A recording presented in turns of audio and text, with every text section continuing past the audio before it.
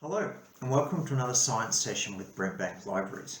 My name's Scott and I'm here with my furry assistant Cosmo, who's currently having a bath, and today we're going to show you how to use science to write secret messages like a spy. So in order to do that, you're going to need a few things that you should have sitting around the house. The first thing you'll need is a couple of sheets of paper. A4 white paper like this is fine. You're going to need a lemon. This is key, so make sure you've got one of these. I've got a half a lemon, that's ample. You don't need much. What you really need is the juice, and you don't need much of that.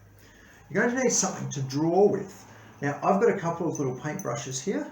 You can see this one has a nice small tip. Something like that will be great. You need a little bowl to put your lemon juice in, and we're going to need a source of heat. Now, in this experiment, we are going to use heat, and for this you can either use an iron, like this one, or you can use a lighter. Now, because we're going to be using heat, this is something you can only do with your parents, because irons can be pretty dangerous. You could really hurt yourself if you touch it when it's hot. And of course, we all know that things can go wrong with a lighter too, and you could set something on fire or hurt yourself. So it's really important that this one is done with mum or dad or your guardian or whoever is there with you. So we'll get started. The first thing we need to do is take our lemon, come in closer enough here, squeeze the lemon, just a few drops is all we need. We don't need much. And if you're feeling adventurous, you can always squeeze a bit of lemon into your mouth. It really does taste better with sugar though. It's pretty strong. Cosmo here doesn't like lemon. I know that, so I'm not even going to put it near him, because as soon as he smells it, he's just like, oh, it's horrible. Cats hate lemon and citrus in general. Okay, so take a fresh sheet of paper, like this one. Get your brush. Get a little bit of lemon juice on the tip. Now, you really don't need much lemon juice at all. So you can see I'm going to wipe the tip of the brush on the rim of my bowl, and I'll show you the tip. You can see there's hardly any juice on it, because we really only need a tiny amount. Because when you're going to be a spy and you want to write your secret message, you want to make sure that no one else can read it. And if we put too much juice on, it'll be obvious, because it'll look all wet. So we only need a little bit, and then we'll either draw ourselves a picture or write a message that no one else will be able to see unless they know how to break the code. So I'm going to draw a little picture. I'm going to draw a picture of a good friend of mine who happens to be sitting on the table with me right now. So I'm going to draw a little picture of Cosmo here. I'm going to draw some ears. I'm going to draw some whiskers, all being careful not to use too much juice, because if we use too much juice, it'll be really clear, and we want it to be a sneaky picture of Cosmo that only someone who knows how to break the code can get into. I'm going to draw his collar, draw some eyes, some little teeth, and I'm even going to write his name down the bottom. Now, you can see, you can't see much. You can see where I've used a little bit too much juice, and it's obvious. But the other parts, where I've written his name and I've drawn other things, are fading away. And as it dries, it's going to become nearly impossible to see. And if you were a spy, you could write a secret message to somebody, telling them something that you don't want anybody else to know. Of course, you could also do this in class at school if you were able to carry a lemon around with you, but you're probably not going to want to do that. So what we do now is we let this dry, and we'll come back in a few minutes, and then we'll show you how to reveal the secret message. All right, we're back. Cosmo's still finishing his bath. He hasn't been much help, to be honest, but let's kick off. So, as you would have seen in the photo, I dried my little drawing, my secret drawing, out on the line, and now you can see it's pretty much invisible. So if I was to be a spy wanting to send this secret message to someone would see this piece of paper here and go, oh, there's nothing on that, because they don't know how to crack the code. And we're going to use science to do that, because when we put lemon juice on a piece of paper, it soaks into the fibers of the paper. But when we apply heat, It breaks down the carbon that's soaked into the paper, and then it oxidizes and changes colour. So then it will become visible again. If you've ever cut an apple in half, you can see this happen with an apple. If you cut an apple in half and leave it on the bench for a while, it'll go often all brown.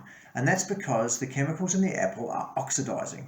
And that's exactly what we're going to take advantage of here, so that another spy can read our secret message. So there are a couple of ways we can do this.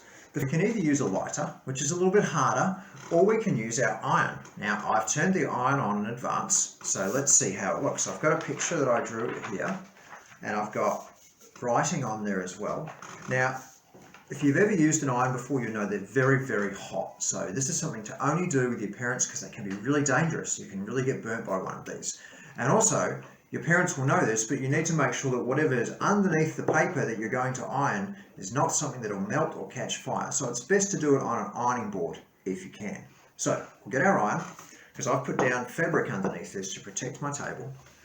And we'll put the iron on and we'll heat it up and see what happens. It can take a little while because it needs to be really hot. Make sure it's on a high temperature setting.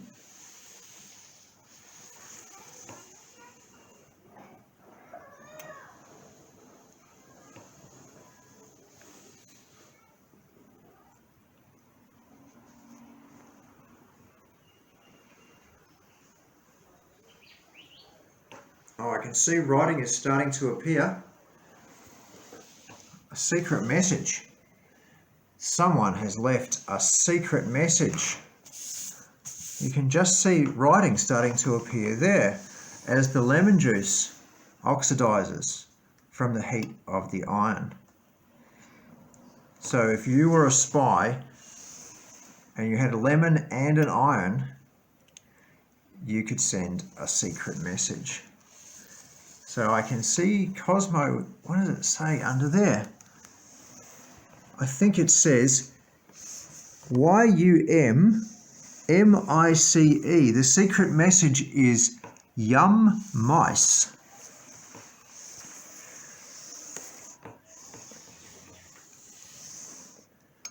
And there's a picture coming up, you can see faintly there, of two eyes, some whiskers, and a little name tag with a C on it. And the longer we leave this on here, the darker it will get. So there you go. You can now read my secret message. That can also be done with a lighter as well, but it is difficult with a lighter to do it without catching your paper on fire.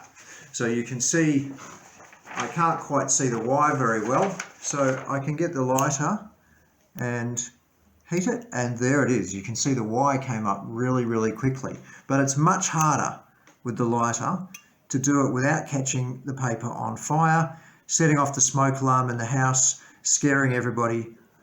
So I would recommend using your iron. But you can see that with the lighter you can get a more clear picture. And as we go up over Cosmo's ears in his picture, we'll get some, oh, you can see the shape of some ears, but you can also see a little bit of smoke. So maybe this is something to do outside, because you don't want to set your bit of paper on fire and have to get the fire extinguisher out. So I recommend using an iron. So there we have it.